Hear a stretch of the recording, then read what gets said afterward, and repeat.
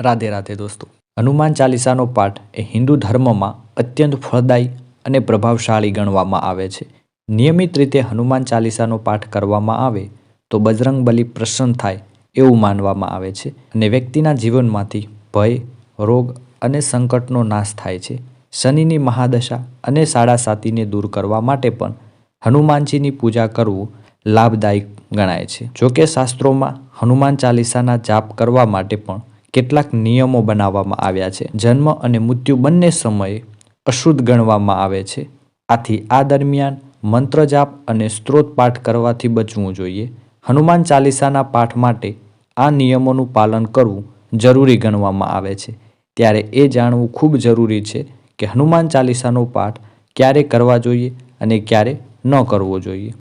હનુમાન ચાલીસાનો યોગ્ય સમય: મંગળવાર અને શનિવારે બ્રહ્મ મુહૂર્તમાં કે સંધ્યા સમયે હનુમાન ચાલીસાના પાઠ કરવા એ ખાસ કરીને ફળદાયી ગણાય છે। હનુમાન ચાલીસાના પાઠ નિયમોને ધ્યાનમાં રાખીને કરવામાં આવે તો ભય, રોગ અને બાધાઓ દૂર થાય છે તથા જીવનમાં સકારાત્મક ઉર્જા પણ વધે છે। હનુમાન ચાલીસાનો પાઠ ક્યારે ન કરવો જોઈએ? બપોરના સમયે। બપોરના સમયે હનુમાન ચાલીસાનો પાઠ કરવો જોઈએ નહીં। બ્રહ્મ મુહૂર્ત, સૂર્યોદય કે સાંજના સમયે હનુમાન ચાલીસાનો પાઠ કરવા માટે સૌથી શ્રેષ્ઠ ગણવામાં આવે છે। એવું માનવામાં આવે છે કે બપોરના સમયે હનુમાનજી વિભીષણજીને આપવામાં આવેલા વચન મુજબ લંકા જતા રહે છે, જેના કારણે બપોરે હનુમાનજીની પૂજા કરવામાં આવતી નથી। માનસિક ધર્મ સમય: મહિલાઓએ માનસિક ધર્મ સમયે હનુમાન ચાલીસાનો પાઠ કરવા જોઈએ નહીં। શાસ્ત્રોમાં તે અવસ્થાએ શારીરિક અને માનસિક વિશ્રામનો સમય ગણવામાં આવ્યો છે। આ સમયગાળામાં પૂજાપાઠ અને મંત્ર જાપ કરવાની મનાઈ હોય છે। મૃત્યુ સમયે પાઠ: કોઈના પણ મૃત્યુ બાદ હનુમાન ચાલીસાનો પાઠ કરવો જોઈએ નહીં। મૃત્યુ બાદ પરિવાર પર શોક અને સૂતકની સ્થિતિ હોય છે।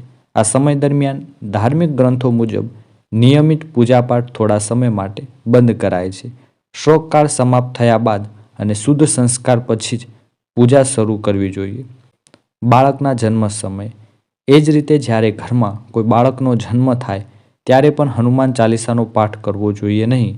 જન્મ બાદ થોડા દિવસ સુધી પરિવારમાં સૂતક હોય છે। આ સમય નવજાત અને માતાની દેખભાળ માટે હોય છે।